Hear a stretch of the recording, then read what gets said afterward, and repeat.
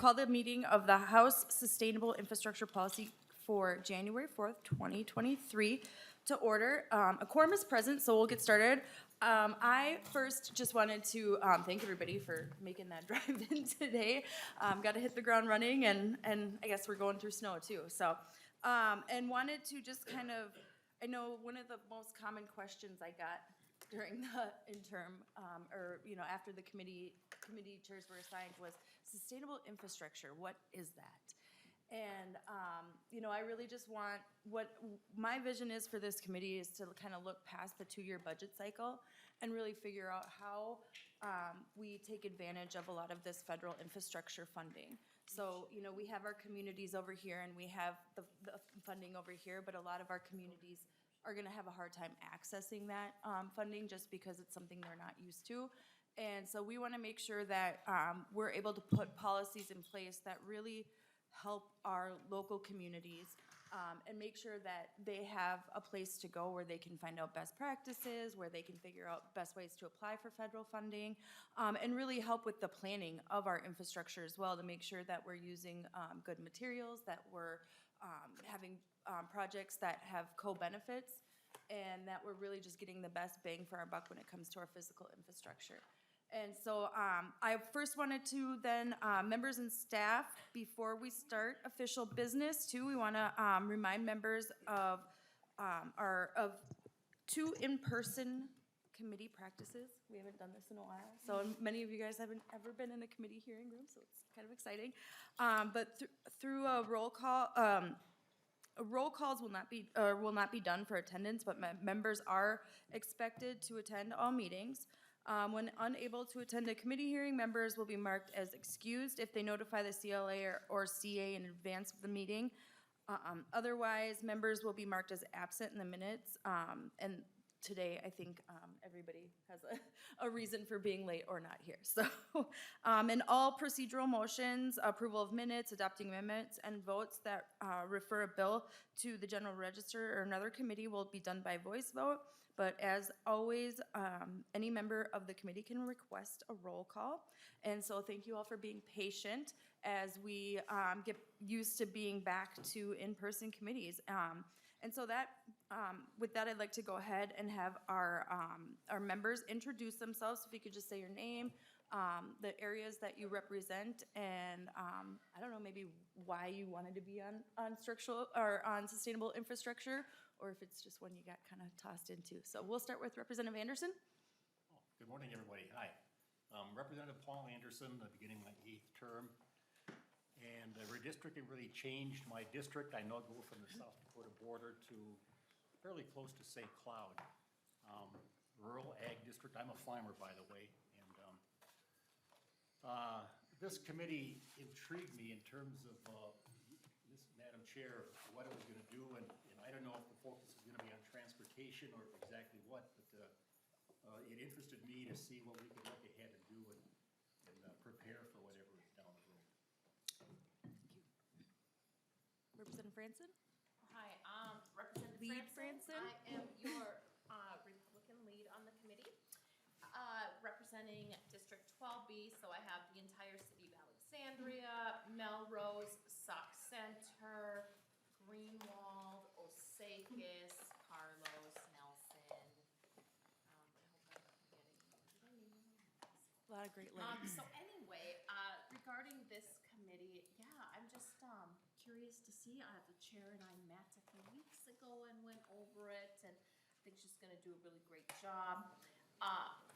Personally, I'm really curious to see how when the federal government is $31 trillion in debt and we're paying super high inflation rates right now, how the Inflation Reduction Act is actually going to help that when we get into the actual funds to pay for it and find some money. So we shall see, but thank you.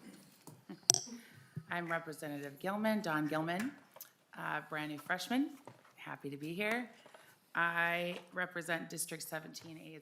It's redistrict, brand new district, and McLeod County, Meeker County, and a little sliver of Wright County and Sibley County. So yeah, I am happy to be here, and I'm just curious.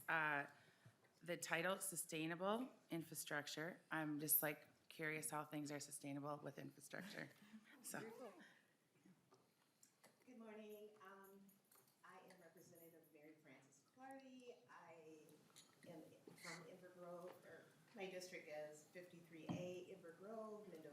Sunfish Lake, Lily Dale, and West St. Paul. This committee I signed up for, yay, was really happy to get on here. Just really interested in the equity piece and how that's going to be integrated, so. Thank you. Hi, my name is Representative Breanne Curran. I represent Badness Heights, White Bear Lake, White Bear Township, Gem Lake, and Birchwood Village. And I was interested in sustainable infrastructure because I know it brings so many important pieces together that I think it really does deserve its own space, so I'm glad to see it does. And I know it's really important work to my district as well. I know that through the district I represent, they're looking at a lot of long-term solutions for some of the older things that are breaking down, and I think this is a good way to be part of that. So thank you. Representative Erin Cagle, represent District 39A, which is still getting used to saying Fridley, Hilltop, Columbia Heights, and Spring Lake Park. So my district changed a lot. I only kept 2 precincts, so I'm getting to know a whole new part of my area. And so, but one of the reasons that I was really kind of pushing on the for this committee is the deep dive into the IIJA that I did last session, and really just seeing all the, they're putting carrots out there for us. And so we have a really huge historic opportunity to figure out, how do we get those carrots, but then also make sure that we are doing really thoughtful, collaborative planning when it comes to our infrastructure and moving us towards the future. I know I joked with a lot of people before this, but I see us at this kind of Y in the road right now, and to the left is The Walking Dead and to the right is the Jetsons. And so I want to get us to the Jetsons over there. So thank you guys so much. We'll go to Representative Hornstein, then we'll do staff. Thank you so much, Madam Chair. My name is Frank Hornstein. I represent District 61A, which includes downtown Minneapolis and a couple of the neighborhoods just to the east and north of downtown. Also, a good part of uptown Minneapolis, if you're familiar with that area. And I'm currently chair of the Transportation, Finance, and Policy Committee, and I think there's a lot of intersections between this work that we're going to do in this committee and the work we do in transportation.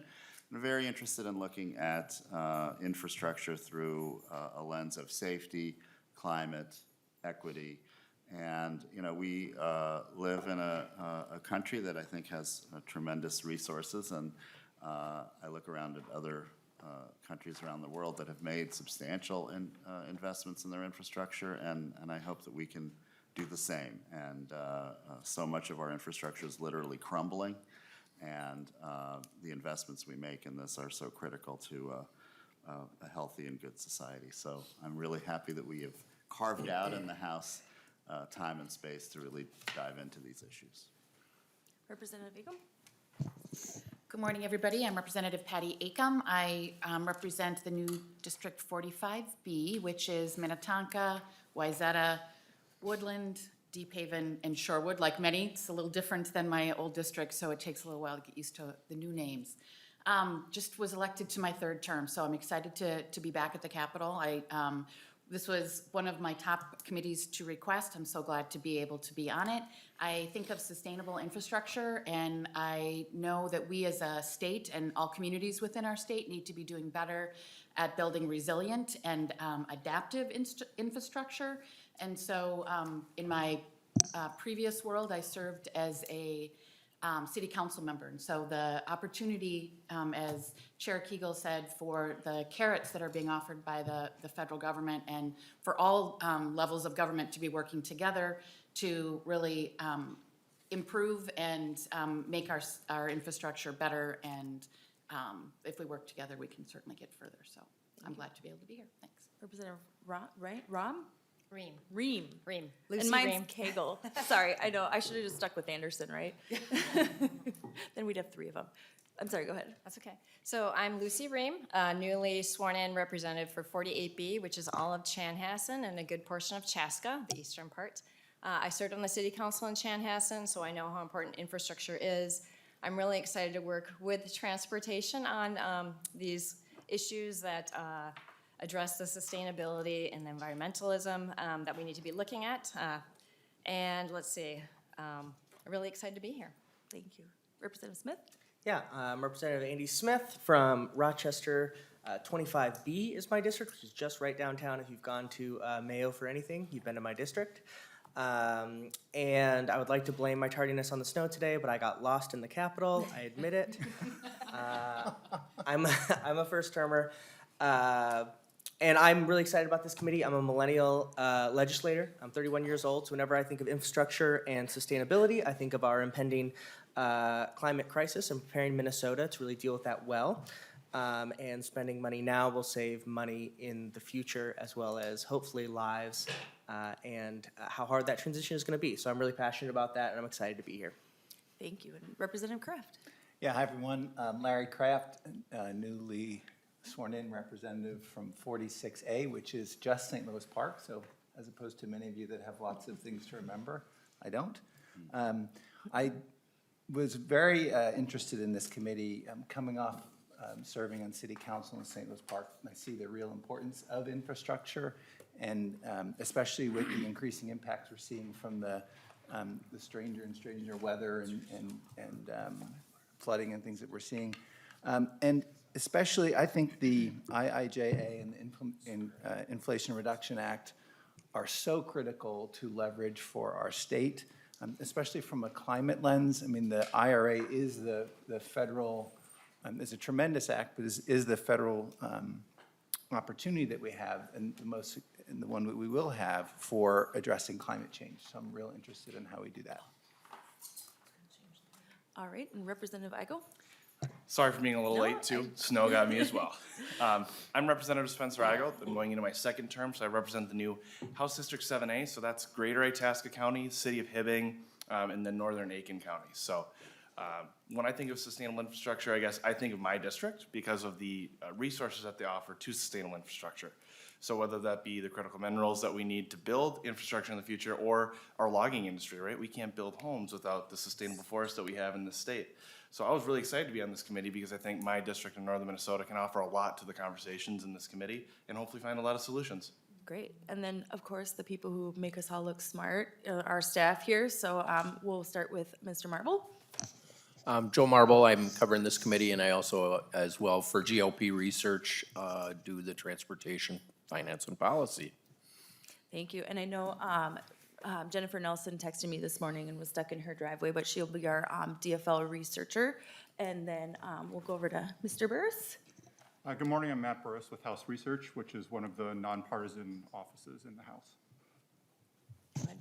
I'm Dan Dodge. I'm staffing this committee as well as capital investment. And our CA.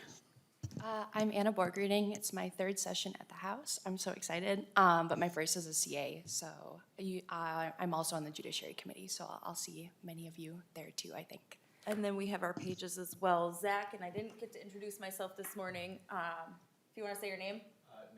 Nash. So those will be our committee pages as well this year. So welcome, everybody. Thank you all for making the trek in. And, right now, the only agenda item we have today is a presentation by Kristen Hildreth and Aaron Ray of the National Conference of State Legislators.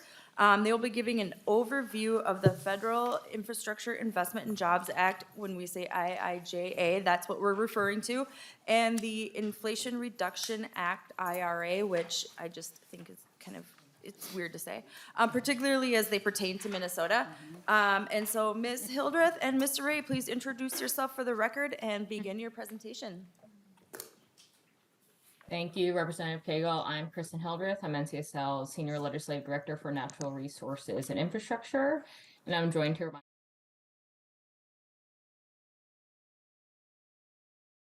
Good morning. My name is Aaron Ray. I'm the Associate Director for Energy at the National Conference of State Legislatures. Happy to be with you and looking forward to answering any questions the committee might have. Thank you. Awesome. Well, we're excited to get started. Can everyone see the presentation on the screen sans note view? Yep. Perfect. So thank you again for having us join you to kick off your 2022 legislative session. As many of you are aware, the National Conference of State Legislatures is the nation's largest bipartisan organization representing the legislatures of our nation's states, territories, and commonwealths. We're really excited to be here before you all today to share an overview and kind of an update on where the federal government is at currently with the Infrastructure Investment and Jobs Act, what that funding looks like for Minnesota, and then a quick review of the Inflation Reduction Act and any potential next steps the state may choose to take. So there's a lot of information in the forthcoming slides. We're not going to hit on all of it today, but if you have any questions after the fact, please don't hesitate to ask us following the presentation or follow up with us later. Our email addresses are going to be available at the close of the presentation. As you're all aware, we've seen a number of infrastructure-related policy items over the last 2 years, including the Infrastructure Investment and Jobs Act, which I'll also refer to as a bipartisan infrastructure law, but I'll try to pick one or the other and stick to it. Which was signed into law in November 2021. It's kind of been in place for about a year and a half, a year and 3 months now. And the Inflation Reduction Act, which was signed into law late summer of 2022. There's a few differences across the two, which I'll highlight later, but some information to hold on right now is the Infrastructure Investment and Jobs Act is going to provide your state and communities with funding across a period of around 5 to 10 years. It's program dependent for some of them.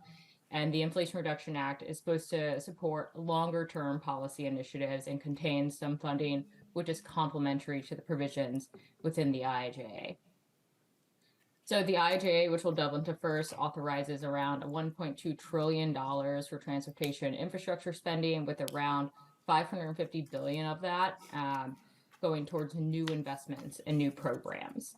Funding from IIJA is expansive. It addresses energy and power infrastructure, access to broadband internet, water infrastructure, transportation, and more. But for the purposes of this committee, we'll be honing in on 3 main policy areas: transportation, energy, and a couple of our climate resilience provisions.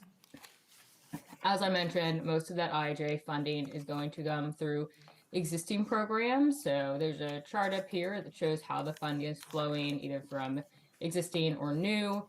It's a key factor to note is the existing programs mean that the federal government is getting that funding out to states sooner rather than later, given the lack of need to develop some of those new programs. That said, with those new programs, a lot of them are still in the upstart kind of process. According to the federal funds information for states, allocation estimates for Minnesota total around $7.4 billion, of which most of that funding, roughly $6.1 billion, has to be matched by non-federal resources. It's my understanding that your state budget director came in last year and gave a summary to the House Capital Investment Committee, I think just over a year ago today, maybe last February, breaking down some of that funding. Minnesota is anticipated to receive over 5 years by state agency. You can see on the slide kind of that pie chart breakdown. Good segue for our start of the presentation, but Minnesota's Department of Transportation is going to be responsible for roughly 75% of the anticipated funds to Minnesota from the IIJA. With that, let's delve into our transportation provisions to start. But before we get too into the nitty-gritty, I think it's really important for all of us to set a baseline and provide a bit of background on existing federal funding for surface transportation. Some of this may be a repeater for some of you. For some of you, it might be new information, but I just think it's important to kind of lay that groundwork. So the federal government generally attempts to pass multi-year transportation authorizations that typically cover the gamut of transportation modes. So surface, water, aviation, with surface, which includes roads, transit, and rail, being significantly larger than those other pots of funding. These authorizations are then provided appropriations on an annual basis. For example, for surface transportation, Congress last passed a 5-year authorization in 2015, which some of you may know as the Fixing America's Surface Transportation Act, or the FAST Act. And in 2020, Congress did extend that for another year when they were unable to reach agreement on reauthorization. So where does that all kind of fit into IIJA? Well, the IIJA included surface transportation authorization. So if I could sum up some of those transportation provisions within the bill, I'd say they're incredibly strong for states. They provide a significant amount of funding through formulas to states rather than competitive grants or grants to local governments, with my one caveat for that being that there are a number of new competitive programs of which states are eligible for and they will need to apply for. Minnesota in particular, the Infrastructure Investment and Jobs Act represents around a 30% increase of overall state highway formula funding. And the Department of Transportation, as I showed on a previous slide, should expect to see around 5.45 billion of the state's 7.3 billion total. The federal aid highway program is made up primarily of a few core programs, which provide funds to states through formulas, as I highlighted above, which each program having a slightly different goal, although there is some overlap, and states can transfer a small amount of funds to other states as needed. So that's kind of a quick review of those programs. The federal government just announced the apportionment of FY 2022 funds in December of 2021, just a month after the IIJA was signed into law. And in October of this year, they did announce the apportionment of those FY 2023 funds. So it's one area in which we're seeing funds roll out to states really quickly. I believe you all have this slide deck. Each of those links, or each of the underlined areas, are links. They're hyperlinks that you can click on, and it'll direct you to the program itself. In addition to that nearly $300 billion that we saw available via the federal aid highway program funds, we're seeing around $26 billion come nationally in funding for new programs, including the PROTECT program, or the Promoting Resilient Operations for Transformative, Efficient, and Cost-Saving Transportation program. It's a new formula program. It's anticipated to provide around $121 million to Minnesota for infrastructure resilience improvement projects to address vulnerability for the effects of extreme weather and natural disasters. Highway, transit, and port projects are certain eligible uses for these funds. In addition to the formula funds I just mentioned, the Infrastructure Investment and Jobs Act does authorize an additional $1.4 billion for competitive program grants to be awarded to states and local governments for eligible highway, transit, passenger rail, and port projects, very similar to the formula funds. And then another new program, the Carbon Reduction Program, under which Minnesota is anticipated to receive around $106 million for projects which reduce transportation emissions. Of that total, 65% is going to be for grants to counties and other local governments on a per capita basis, with some eligible projects including traffic management, public transportation, bicycle and pedestrian facilities, congestion management technologies, and alternative fuel deployment projects, which includes charging infrastructure, among several others. As part of that program, the state is going to need to develop a carbon reduction strategy within 2 years and update it every 4 years. Bridges are on here as well. Minnesota is anticipated to receive an estimated $320 million in formula funding for the bridge program to conduct bridge replacement, rehabilitation, preservation, protection, and construction. 15% of the total bridge funding is designated for bridges outside of the federal aid highway system, and that's funded at 100% federal funding share. In addition to the formula funding for bridges, it also authorizes a $12.5 billion competitive grant program for the Bridge Investment Program. IJ also included a substantial amount of funding for both electric vehicle infrastructure as well as for the transition from traditional gasoline or diesel-powered vehicles to those which are electric or low emitting. The National Electric Vehicle Charging Program was funded at $5 billion nationally for its discretionary grant, and its discretionary grant and charging fuel program was funded at $2.5 billion. So it's providing a total of $7.5 billion in this area to procure and install electric chargers with a goal of building a national network of electric chargers and to support charging communities where people live, work, shop, etc. That formula program targets electric vehicles along charging corridors in interstates, while the grant program instead invests in charging and fueling infrastructure. That fueling could include hydrogen, propane, and natural gas along both corridors and communities. The U.S. Department of Transportation and the U.S. Department of Energy issued a joint guidance document for this program, laying out where those public chargers can be built, the state cost share, that's 20%, and the potential role of the private sector in this. As of September of this year, DOT approved electric vehicle infrastructure deployment plans, which are necessary for states to receive the funding of the new program for all 50 states, DC, and Puerto Rico ahead of schedule. With that approval, states now have access to all FY 2022 and FY 2023 funding under the National EV Infrastructure Program, and Minnesota is anticipated to receive $68.2 million under that program to support charging infrastructure development. Really quickly, I'll also mention the Clean School Bus Program, the Low to No Emission Transit Bus Program, and the Electric or Low Emitting Ferry Grant Program, supporting buses and ferries to zero emission alternatives. While they're not formula funds per se, states are eligible to receive them via competitive grant process. For public transit, the primary point I want to leave you all with is the scale of the investment that we saw with the Infrastructure Investment and Jobs Act. 40 of the 90 billion that was allocated is new funding and investment. So it's the largest ever for public transit. But it's also important for you all to know that much of that federal funding for transit does operate on a federal to local structure versus a federal to state structure. The Infrastructure Investment and Jobs Act authorized funding from the Highway Trust Fund's Mass Transit account for existing transit formula apportionment programs. So that includes urbanized area formula grants, rural transit and intercity buses, bus and bus facilities, and a senior and individual with disabilities program. Minnesota itself is anticipated to receive around $800 million in total transit funding over the next 5 years, with an increase of approximately 30% from the last year of the FAST Act funding that we saw in 2020.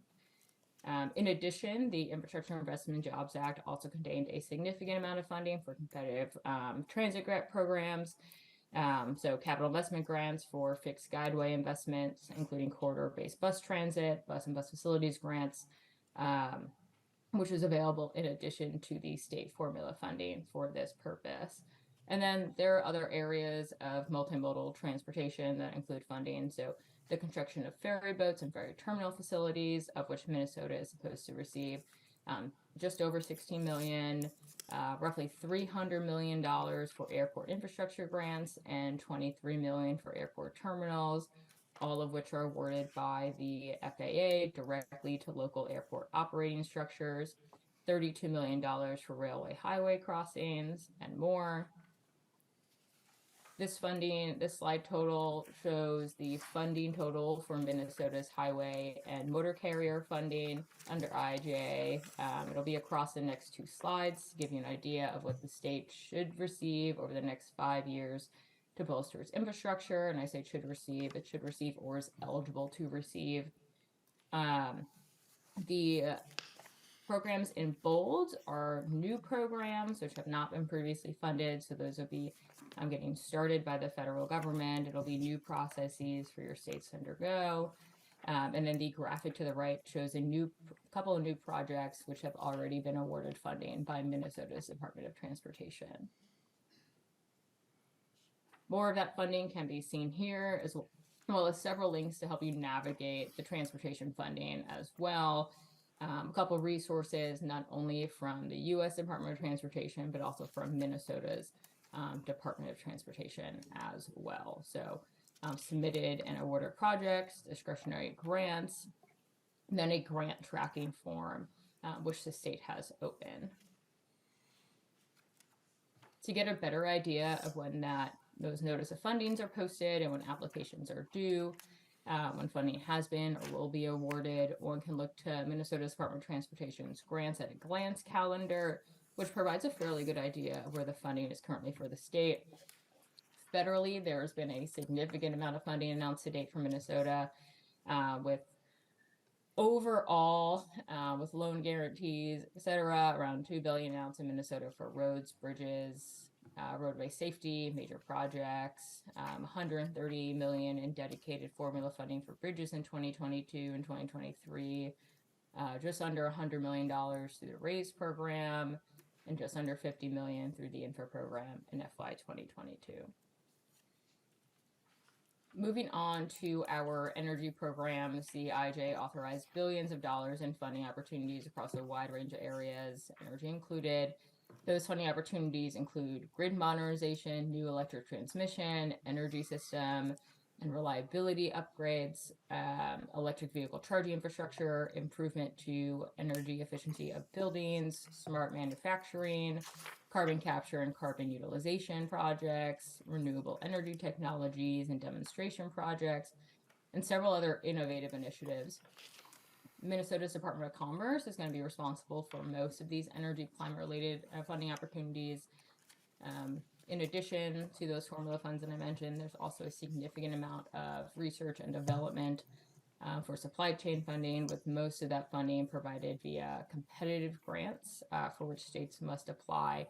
So that includes funding related to batteries, both for the provision of the materials as well as the manufacturing and recycling of those batteries and those containing critical minerals, research into carbon capture and storage, and support for nuclear. To quickly highlight, the IIJ also includes billions of dollars to set up a new program, the Preventing Outages and Enhancing the Resilience of the Electric Grid Formula Program. I just have it couched under grid resiliency because it's a very long title. Of that $2.3 billion awarded for that program available nationally, Minnesota is eligible to receive just over $30 million over that 5-year period for projects aimed at improving the resilience of the electric grid against disruptive events.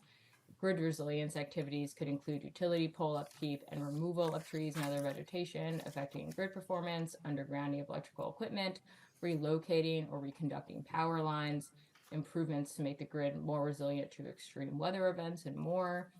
We also see around $3.5 billion available nationally for the Weatherization Assistance Program, of which Minnesota is anticipated to receive around $76 million for the 5 years.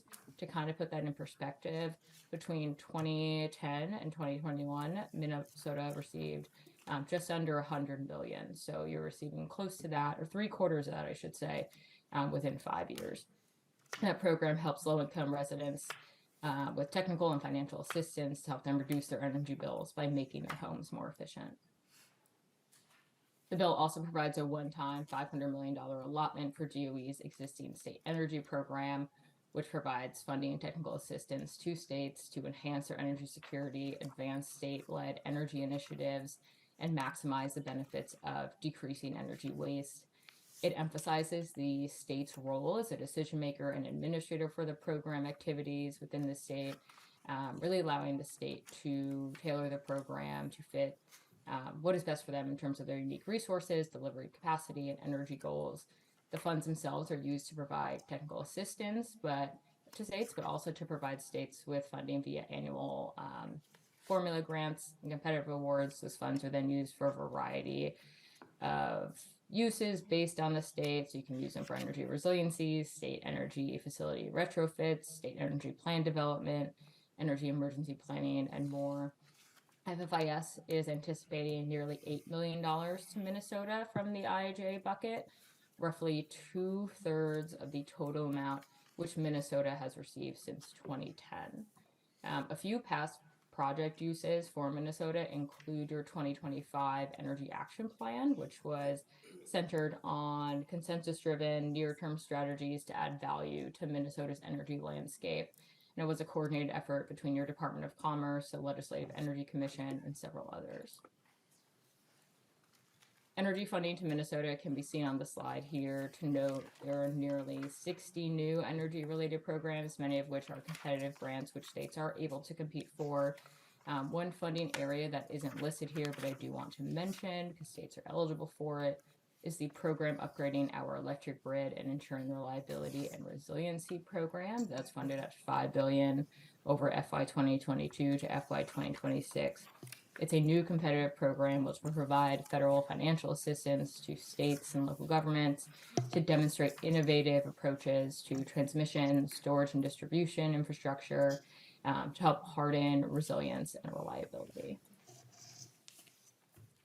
Some other funding to note, I'm going to run through really quickly here. The state revolving funds for clean water and drinking water And I do want to highlight this as there are a number of allowable uses for these funds that fall in the climate resilience space and may be used for projects ranging from green infrastructure to water transmission and distribution. Of this, Minnesota is anticipated to receive over 700 million across the buckets on this screen.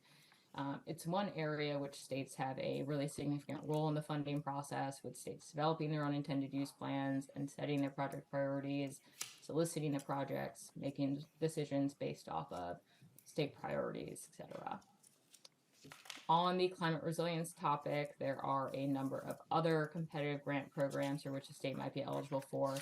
And I just want to quickly highlight the Building Resilient Infrastructure and Communities program, which provides funding to states and local governments to strengthen the resilience of their critical infrastructure. So that ranges from transportation, energy, water supply, and communications, supporting all the above as they undertake hazard mitigation projects, really reducing the risks that you all face from disasters and natural hazards.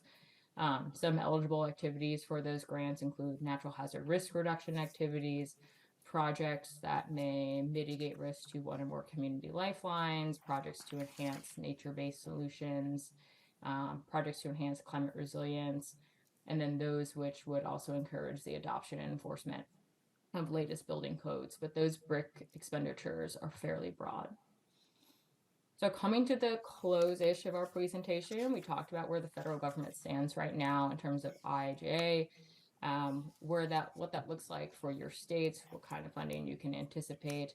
But there's also another huge piece of legislation with funds to consider, and that's the Inflation Reduction Act. Billed as the single largest investment in climate action in U.S. history, the IRA includes tax credits, incentives, and a number of other provisions to address the changing climate and to bolster U.S. energy security. Several provisions within it bolster workforce development and permitting processes. And while not a topic for this committee, the IRA also includes several health provisions, revenue increases, cost savings, and more.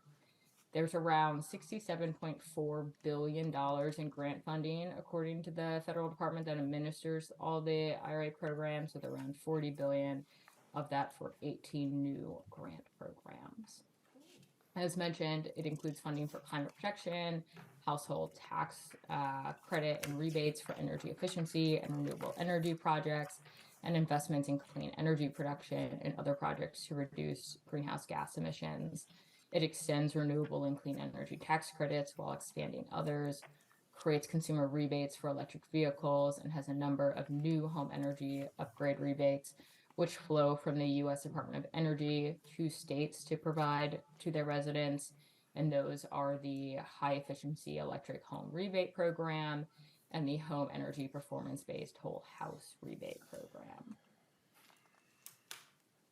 There are a number of other provisions that exist within IRA, including the expansion of the Department of Energy's loan authority, creating new loan opportunities for energy infrastructure investment, which would avoid, reduce, or sequester greenhouse gas emissions and support innovative clean energy projects, including carbon capture and more. There's also a number of transmission and siting changes as well within the Inflation Reduction Act, including the lifting of a 2020 moratorium on offshore wind leasing, and also provision requiring offshore oil and gas lease sales on federal land should there be offshore wind energy lease sales conducted. There are also a number of environmental and climate provisions really broadly under the IRA.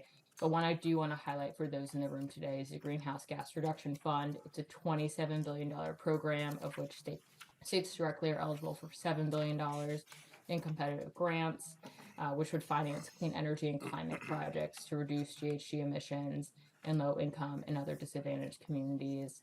There's several other programs listed as well, but the GHG Reduction Fund is one of the newest ones. It's one of the largest ones. It's one of the ones that EPA is consulting with states on right now. With that, I want to hand things over to my colleague, Erin Ray, to discuss next steps for states. Thank you, Kristen, and thanks to the committee for the opportunity to speak with you. My name is Erin Ray, and I lead NCSL's energy program. Now that you know a little more about the new resources available to Minnesota, I want to highlight a few next steps the committee might consider. First, as you've just heard, there are many new programs, each with its own specific requirements and deadlines. It's important for you and your state agencies to be reviewing federal guidance for these new and existing programs. Our understanding is that Minnesota state agencies are currently in the process of drafting plans to submit to the federal government in each of the categories of funding that Kristen has discussed. While this will be a multi-year process, strategic and effective state plans are a critical step in securing federal funding. For example, in the energy sector, which is my focus, at least 20 states have legislative mandates requiring comprehensive state energy planning. In Minnesota's case, you might consider the priorities outlined in your energy action plan and whether that plan is sufficient to guide new investments. Many of these plans were developed well before states understood the sort of significant new investments that the federal government would make available. And so you may need to think about whether your energy plan is appropriate to manage those new funds. You should also consider developing legislative priorities for state agencies to carry out. Consider your role in agency hearings and associated oversight. For example, the funds allocated to Minnesota could go towards whichever investments the state deems most necessary: electric transportation infrastructure, electric transit, weatherization assistance, energy efficiency, investments in the electricity grid, et cetera. It's important for the legislature that you take the opportunity to ensure that state plans reflect legislative priorities. You might also consider legislative approval for funds or executive branch actions and determining whether to provide matching or additional tax credits to leverage the federal tax credits that are available specifically through the IRA.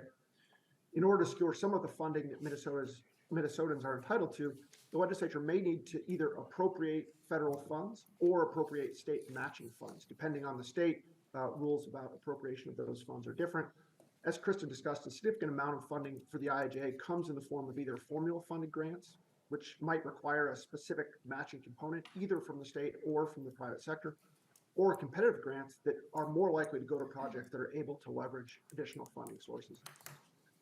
Finally, you might reach out to congressional delegation to better understand congressional intent and how opportunities to take advantage of these targeted funds might be available to Minnesota, and NCSL can help connect you with federal agency officials if that would be useful.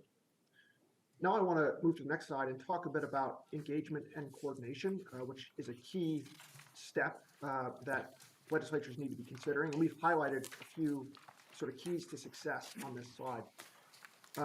First, consider coordination within the state's executive branch, which is going to be key. Many states are making use of an infrastructure coordinator or a similar role to coordinate activities across the executive branch agencies. And the White House asked for each state to identify an infrastructure coordinator to facilitate communication between the White House and states. But think about what the appropriate role for that person might be within your state. Second, you can use your role and the levers available to you as the legislature to encourage and support interagency collaboration.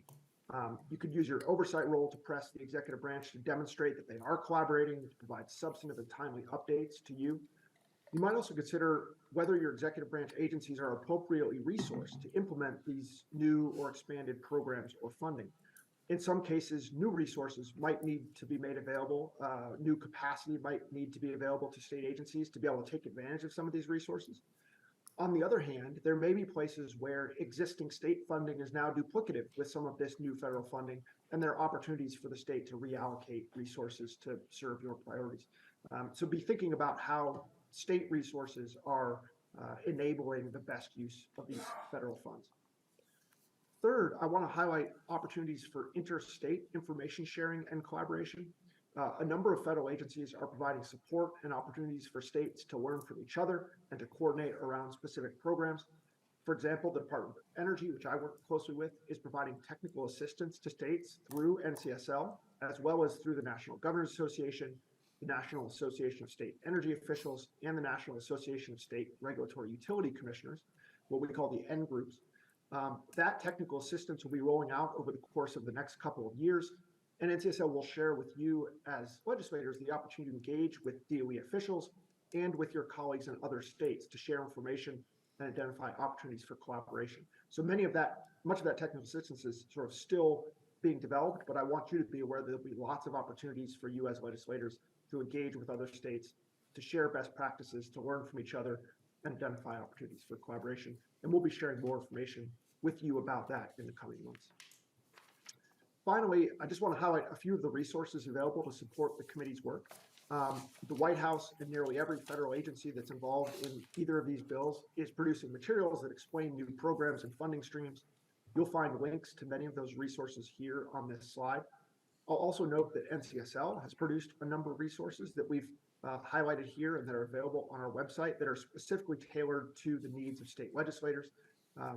If you have other questions that aren't covered in these resources or you need help navigating any of these resources, please don't hesitate to reach out to us. Finally, I want to thank you for the opportunity to support the important work of this committee. As I mentioned, please don't hesitate to reach out to Kristen or me or any other NCSL staff if you have questions or would like additional support. We're now happy to take any questions the committee may have. Thank you. Wonderful. We have, I'm going to take chair's privilege right off the bat here and just ask, do you know how Minnesota is compared to other states in getting awarded funding from the federal government through these programs?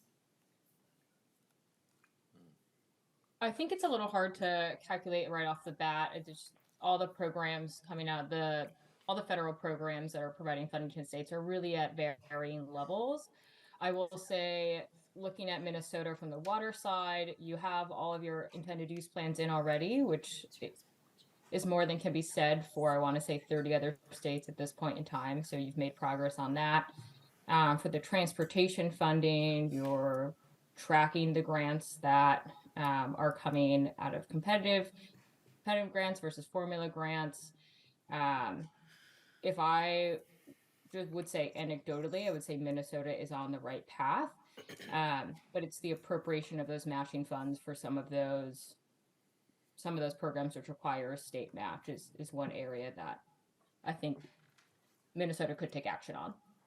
Thank you. Representative Acom. Thank you, Madam Chair. And my question is somewhat similar to the chair's question, and it's that you talked a lot. This is clearly very complicated, and there's a lot of different programs. And so thank you for the presentation to help make it a little more clear. But as I look at all of these different opportunities for Minnesota and the fact that so many of them are competitive, so many of the grants are competitive in nature, how can Minnesota position itself best to get the most opportunities through these federal programs? Aaron, do you want to take this one? Sure. Mr. Thanks, Ray, go Kristen. ahead. Thank you, Madam Chair, and thank you, Rep. Acom. As you noted, I think one of the keys here is that we think about these bills as the IIJA or the IRA, and we sort of think about sort of the overarching vision and the resources available. But really, the work is going to happen in more than 100 specific programs, each with their own deadlines, requirements, opportunities. And so it is difficult to say in general sort of how any state is doing across the board. And in order to make yourself as a state most competitive for any of those programs, you really have to dig into what are the specifics of the program. That being said, I want to highlight a couple of opportunities where I think states are trying to answer the question that you asked and make themselves most competitive. So as Kristen just mentioned, one of the questions is what actions might the state legislature need to take regarding funding, whether that is appropriating the federal funding itself. Some states and in some programs, states have to appropriate federal funds. In other cases, federal funds that are flowing through an existing program can be obligated by that agency without further action by the legislature. So in each of these programs, one of the questions is the legislature acting to enable that funding to be spent as expeditiously as possible? The other question then is, as Chris mentioned, the matching funds and making sure that matching funds are available if necessary. In energy programs that I'm focused on, some of those matching funds may come from your utility. And so engagement with your regulatory commission is important to understand how utilities are or are not being asked to make matching funds available. And then the other thing that I would think about is how your state programs align with some of these new federal programs. So I want to give you a couple of examples. One is the Clean School Bus program that Kristen mentioned. That provides federal funds for the replacement of diesel-powered school buses with electric school buses. Districts are the recipients of those funds through the EPA Clean School Bus program. But some states are taking state action to either support districts in making their applications, right? Many low-income rural school districts may not have the capacity to be able to navigate the application process. And so one thing a state might consider is, are you providing capacity to either public entities or even private entities so that they have the resources and the capacity to apply for some of these competitive programs or even formula programs? So that's one thing to think about.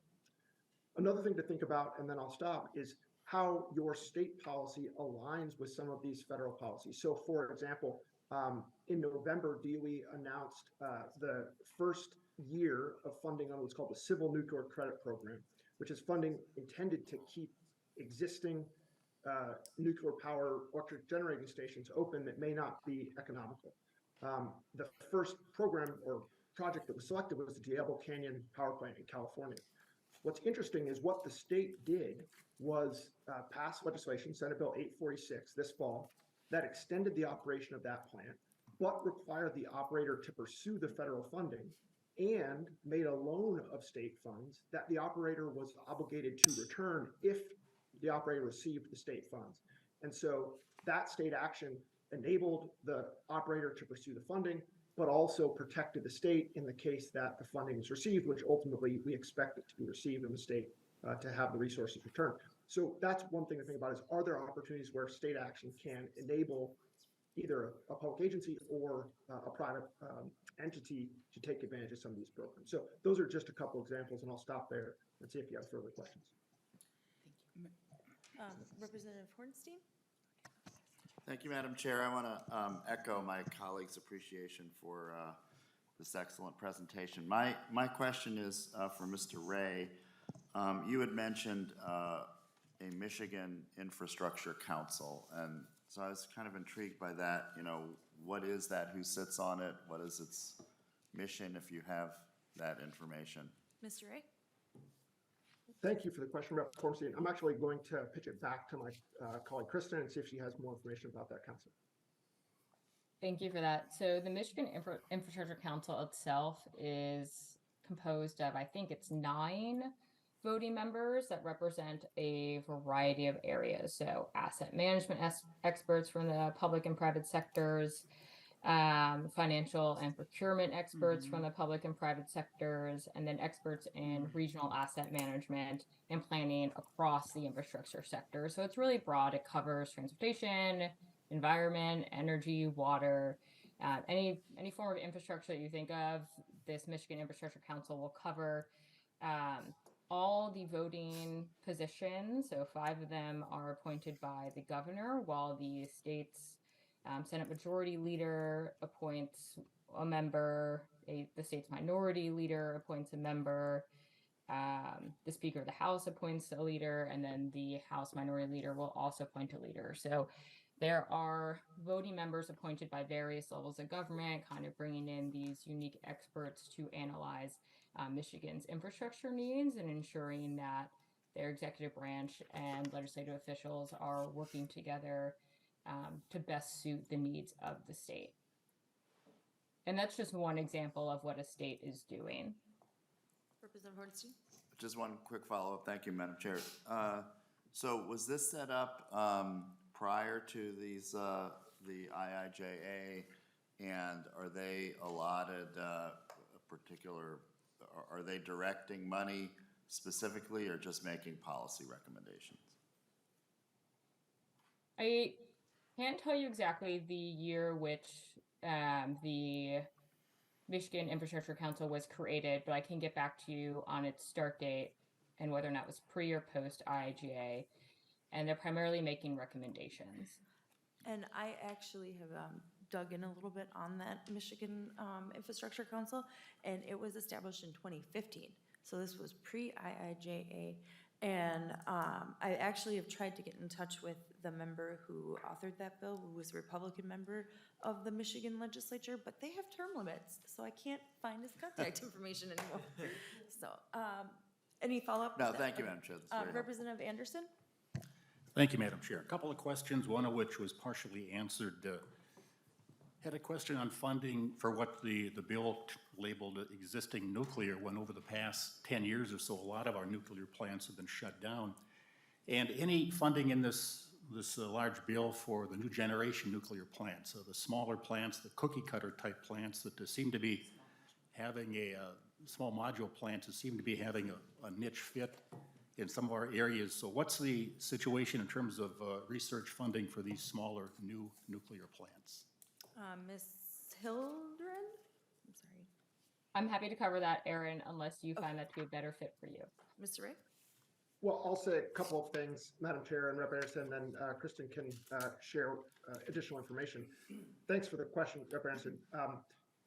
Across both bills, the IIJA and the IRA, there is support both for existing operating nuclear power plants and for what are termed advanced reactors, which often includes what are called small modular reactors, and those sound like the projects that you're referring to. There's two kinds of support generally for those small modular reactors. The Department of Energy has an advanced reactor demonstration program, which is funding a number of small modular reactor designs to get them to the point of commercialization. And there was funding for that advanced reactor program in the IIJA. There are also new tax credits, specifically in the IRA, that are intended to make both existing and new nuclear generation more competitive. And so the federal government's sort of taking two approaches. One, it's funding the research and development on the front end to get small reactors, hopefully to the point of commercialization.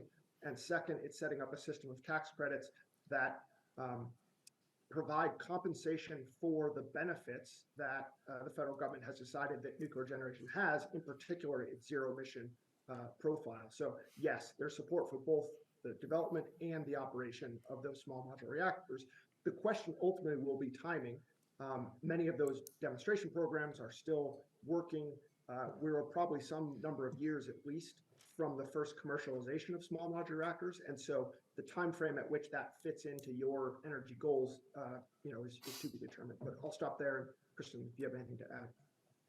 Aaron, I think you covered the nuclear provisions both within IRA and IIJA really well.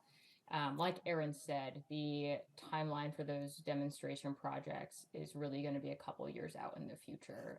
So that funding for the demonstration projects is actually through FY 2028, if I believe. So it's a little bit longer than some of the other IIJA programs.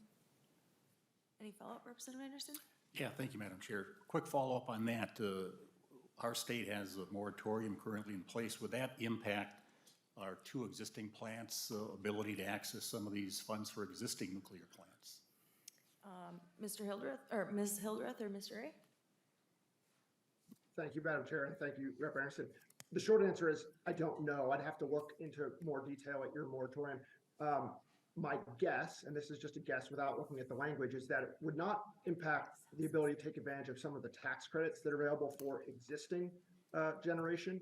It might implicate your ability to take advantage of funding that would support the development of new reactors, depending on your moratorium. I will say that a number of states that had moratoria on new nuclear development in recent years have modified or rescinded those moratoria with the intent of being able to take advantage of this new generation of reactors.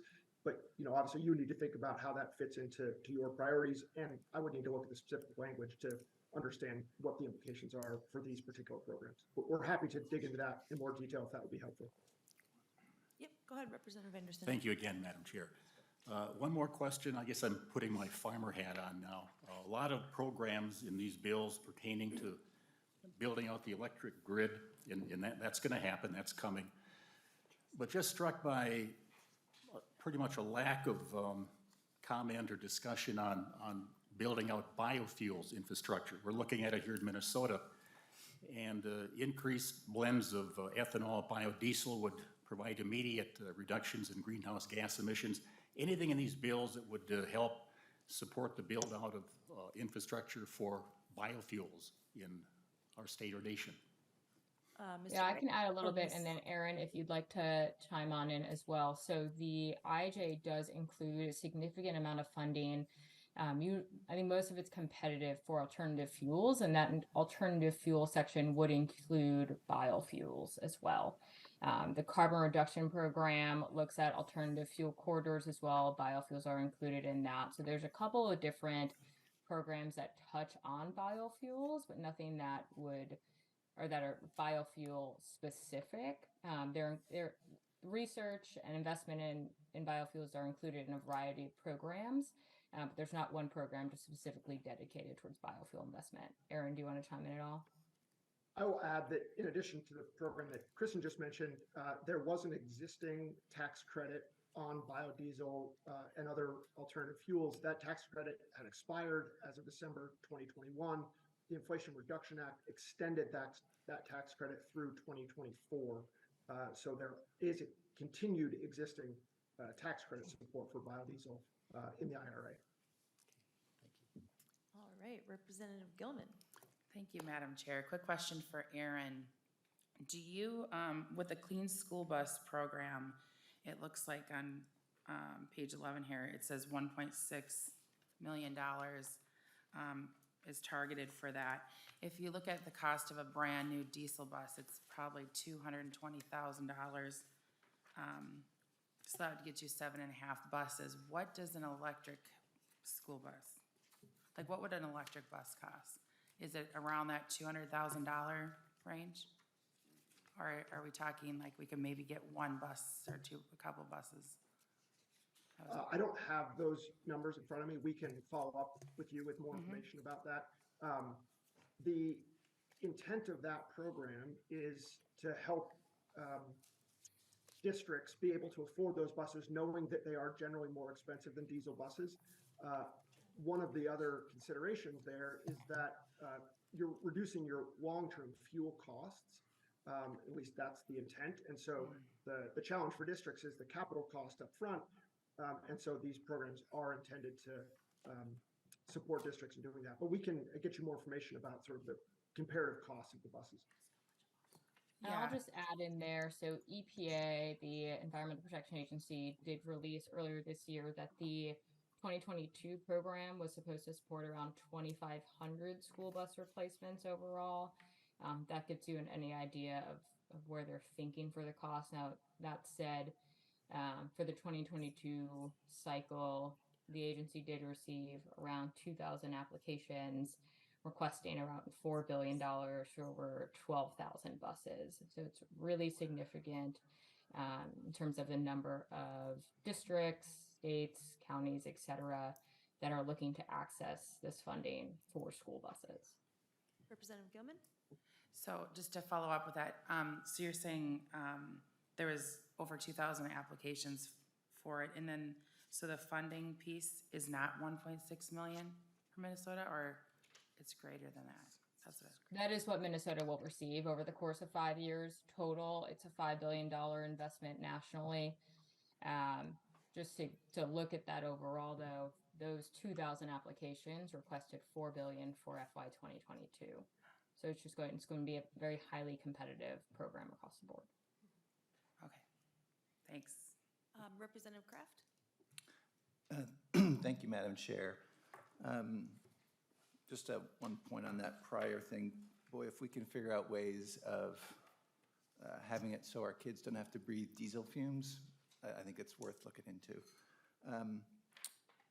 My question for Mr. Ray, you were in talking about legislative prescriptions of things we could do. You talked about our energy plan and suggesting that it may be dated or needs some update. Can you give a little bit more background on what you meant by that? Mr. Ray? Thank you, Madam Chair, and thank you, Representative Kraft. I want to be very clear. I was not suggesting that the plan was dated or need updating. What I was suggesting is that you think about whether that plan is appropriate to guide these new investments. So I don't want to make a judgment about the sufficiency of your plan. I think the key is that there are a number of many investments in the energy system across these two bills, whether that's direct funding from the federal government, whether that's tax credits. Very few of those were considered in many states' energy plans. And so thinking about how does this change ecosystem for the investment in the energy system, change what you were thinking about as a state when you developed that plan. So I'll give you a couple examples. One of the things the IRA did is it extended or created new tax credits for renewable energy, both investment and production tax credits. That changes the economics for renewable energy developers. The question for state policy is, how will that implicate your particular energy policy goals?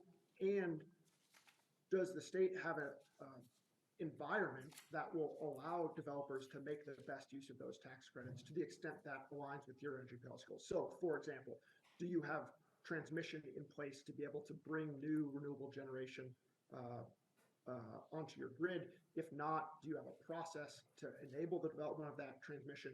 How are you going to consider some of the trade-offs around the development of new transmission or the siting of new infrastructure? All of these are big questions, but the certainty that the IRA provided for renewable developers means that there's going to be demand for that investment.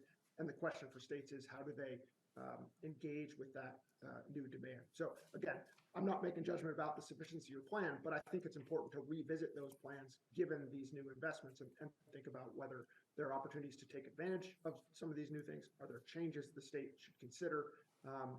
And how do all of these new investments align with your energy policy goals? Good, thank you. Representative Kraft, any follow-up? Representative Lead Franson. Thank you. Just a little side note, Representative Kraft, regarding the diesel fuel with the children breathing in those fumes, it does come at a trade-off. There's children in third world countries that are mining the minerals for those batteries who will never have an opportunity to go into school. So might want to think about the children that are doing the mining for the batteries. Back to the electric school buses. Could somebody from NCSL give the committee an idea of exactly how much an an electric vehicle bus actually costs if there were no subsidies? Mr. Ray? Thank you, Madam Chair. Thank you, Rep. Franson. I don't have those numbers in front of me. We can find that information for you, and we will share it with you after this testimony. Representative Franson? Well, thank you, Madam Chair. And so I did just a little quick Google here, and it looks like, according to one of our energy government sites, that a school bus averages around $400,000 per EV bus, which, according to the figures here for Minnesota funding, would be about approximately 4 buses without any subsidies. So something to just think about. Thank you, Representative Franson. I know I kind of talked a lot about this with some of you guys, but when I think about this, I think about the Black Friday griddle I got that was $9, and I elbowed somebody to get it. And then I get home and I'm just kidding. I get home and, have burnt parts of my bacon and other parts are raw. And then 2 months later it breaks and I have to go throw it away and go buy another griddle, versus like the nice Cuisinart one that you pay a little bit more for, but, has lasted pretty much the past 10 years and it's gonna last forever, I think, hopefully, knock on wood. So that's kind of one of the things that I think about with these, and I think with that school bus program, I think that's one of the big things is kind of making up that gap of the prices. So, our school districts are planning for a $250,000 diesel bus. How can we come in and help bridge that, or how can the funding come in and bridge that gap, and then help reduce costs in the long run when it comes to, EVs have less moving parts, and so they don't break down as often, reduction in the fuel costs and things like that. And so just kind of taking that longer view, I think is something that would be really great. Representative Igo? Thank you, Madam Chair. So my question's actually, and it's something I've been working on for a few years already, so I was really excited to see it talked about a lot, but it's all the work in carbon sequestration. So on page 20, it talks about the industrial tax credits. Couldn't agree with the statement more. A true all of the above energy approach is needed. But with the 85% increase in carbon capture credit, combined with the $6 billion in competitive grants for carbon capture across this country, what can Minnesota be doing to be competitive? Because of all the research I've done, I'm very concerned we're going to lose out to states like Texas, Alabama, Alaska, who have very comprehensive energy committees and departments that run a lot of different things. So that's my question. Ms. Hildreth or Mr. Ray? I'm all happy to start. There are a couple of tools you might consider in terms of helping industry take advantage of those tax credits. One is states might consider matching tax credits. So you might decide that you want to match the federal tax credit with some state tax credit. Now, there are implications there in terms of the trade-off of lost state revenue. But that's one opportunity you could pursue that states have pursued in some areas where there are federal tax credits available for some of these investments. A second thing to think about is how your state, again, cites infrastructure. The expectation for carbon sequestration across the country is that resource, the carbon that is sequestered, will be transferred by pipeline. Many of those pipelines are in place, but you might need to move that resource, or operators might need to move that resource by pipeline. If the pipeline infrastructure doesn't exist, that's one place where you might either streamline permitting, consider corridors where pipelines could be developed. Those kinds of things would enable operators to take advantage of that resource. And then finally, there's lots of work that you all might already be thinking about where the resource will be captured, where the carbon will be captured, and where it will be sequestered. And many of the projects so far have tried to identify places where the capture is happening in close proximity to the basin where the carbon would be sequestered to minimize the transportation.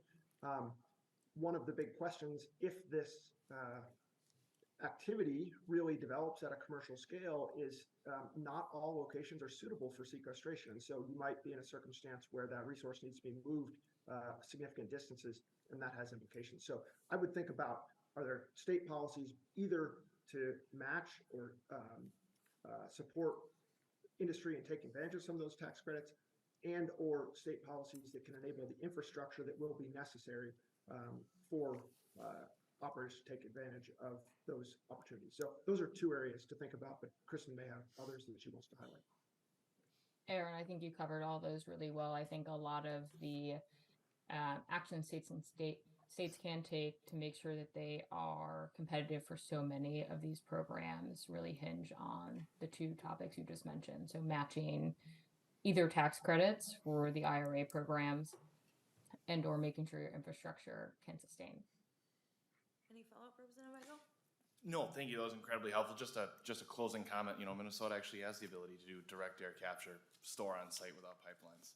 It would be something I'd love to talk to you about, Madam Chair, if you want to hear more about it. So thank you. Well, I'm really, I don't see anybody else on the list, so last call for questions. Anybody? Okay. So I think, this was a really great, Ms. Hildred and Mr. Ray, thank you so much for zooming in. You didn't have to fly in and get this snowstorm, so technology wins here today. And I just really wanted to kind of reiterate my thoughts on this committee is, this is a policy committee, and so, we don't have a budget or anything, but how do we as a state set policies to meet our climate and infrastructure goals and support, I think that's the thing, is support our local entities that qualify for this funding with planning, project development, admin support, reporting support. And so I would actually request a little homework to our committee members. If you could maybe just touch base with some of your locals and see, what are some of the barriers to getting some of the infrastructure funding. What do our locals need? And also what's working well. I'd like to know what's working well in Alexandria. I spend a lot of my time in Cass County, which I know you don't represent anymore, Representative Weigel. Yeah. But, I think about, the city of Longville. How the heck are they gonna get federal funds? And so how do we make sure that we are working with our locals, with all of the entities that may qualify for some of this federal funding, and really supporting the work of the folks on the ground. So I'm really looking forward to this committee. I really hope that we can work together to get some good policies suggested to this, or get some good policies in place. And so, anybody want to add anything? Representative Anderson? Thank you, Madam Chair. Just a comment on your words about helping rural areas, smaller cities and towns get these federal funds. It was mentioned that a lot of these grants are going to be highly competitive. And one thing I hear is that our smaller towns and cities don't have the staff to maneuver the minutia of applying for these grants. So anything we can help folks just work through the paperwork, bureaucracy of applying for the federal grants, I think would help these rural outstate areas, any smaller area, unit of government. Absolutely. Thank you. Lead Franson? I was just gonna piggyback off him, so. Just a ditto. But, I mean, and in a way, you kind of assume that, I mean, what I hear is that these smaller cities have never applied for federal grants before. Is that the case? Is that why you're saying, these smaller cities? Well, I think, one of the things is that we're at a unprecedented time where there's a lot of federal funding and, a lot of opportunity for one-time state funding as well. And so we just want to put, if, I know, Minneapolis was able to get one of the Safe Streets grants, like, off the bat, Right, it's Minneapolis. Yeah, exactly. And so, Hennepin County has the capacity to build up and apply for the federal grants to respond to the moment in time that we're in. And so I just want to make sure that every county, every city, every township across the state of Minnesota has that same can respond the same way that any city in Minnesota can. And we know that infrastructure doesn't exist just in one city. It goes across the state. Minnesota, Representative Hornstein has the third most miles of road in the country per cap. In Hennepin? No, just Minnesota has the third most. Fifth, number 5. 5 most roads in the country. And so, our communities connect each other. We need to get stuff from Duluth down to Minneapolis. We need to get stuff from Red Wing out to War Road. And so that's really just kind of what I'm thinking of as far as making sure that we get the support to those locals. So I would just maybe rephrase, it's not that our small cities don't know how to do the work, it's the staffing, like how can Longville or Osakis or Melrose compete with a Minneapolis, Right. right? So it's Yep. not that they don't know how, because they have been applying for federal funds in the past. So let's not assume that they don't know how, it's Right. just they need that staffing in order to be competitive, Correct. I suppose. Yep, yeah, and the thing too is, our locals know what they need. And we need to hear from them and the community on what they need and what problems that we need to address in their physical infrastructure. And so really just getting, finding a way that the state can support that work. So I really look forward to this committee, and I really thank you all for being here. I think everybody was at least, 5 minutes late. I think that's pretty good. So with that, I will adjourn this meeting. Thank you.